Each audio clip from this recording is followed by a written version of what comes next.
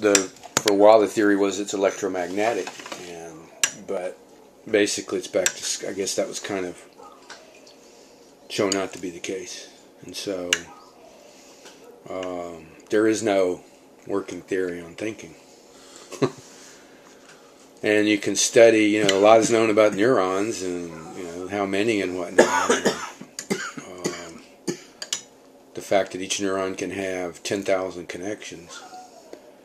And there's a hierarchy, a cascading hierarchy of the neuronal structures. But, pretty much beyond that. I mean, you don't know how thoughts are generated or, like Chomsky was talking about, don't really know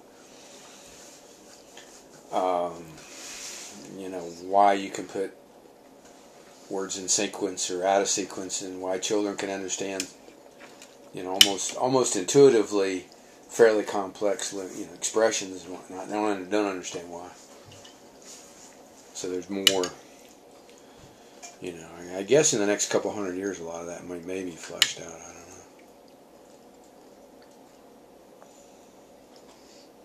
The language acquisition. They'll figure it out when the computers start doing the same thing. Well, whatever the computers are doing, that's probably what.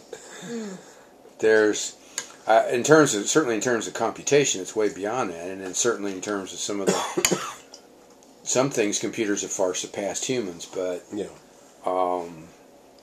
there's still artificial intelligence hasn't really happened. No.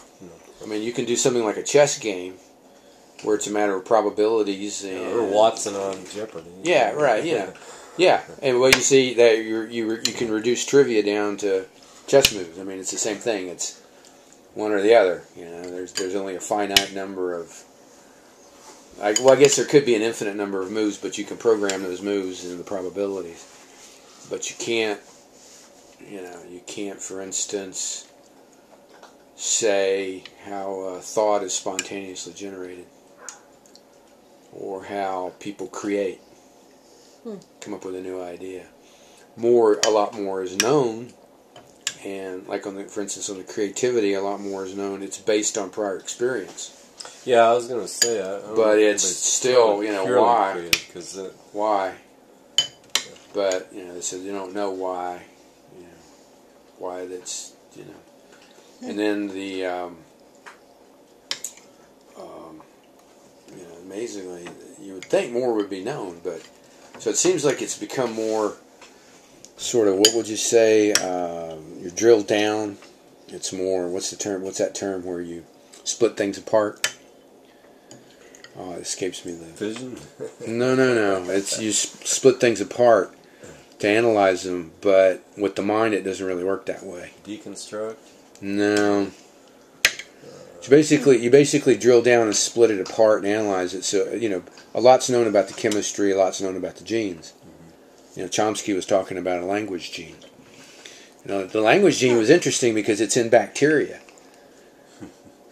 I think everything's in bacteria, and monkeys have it, but they still can't. So, and so the interviewer said, well, why, if the monkeys, why can't they talk? And he said, well, we don't know. So. Yeah, what is it? Bacteria have 1,000 genes, or I don't know, but they've got this particular language. Anyway, humans only have 30,000. Yeah, so it's there, and he says no. It's just basically what he was saying is that you evolve in parallel, is all it is, and there's no connection between the two. So I guess that's why chimpanzees can't talk, because they can't make the leap between. Or they don't have this. They don't have the full set of tools. I guess I don't know. They won't. They don't have that innate thing. They can't talk. No. Because so maybe they that's why live out in the wild. Well, even under no circumstances, they can sign simple things, 100 or 200 words, but Well, there's a reason why language comes from the word for tongue, and also a tongue is a language. Because it has to do with, you got to control your tongue. But it's all about controlling your tongue. The thing is you ask why, and it's brick walls. A lot of it's brick walls. So the idea prevalent for a while that it was electromagnetic, but I think from what it appears, spec to kind of don't have any idea, clueless. Just don't have the faintest idea as to what. Fair amount's known about cognition and sensory and perception, but as to why you think and doesn't there's no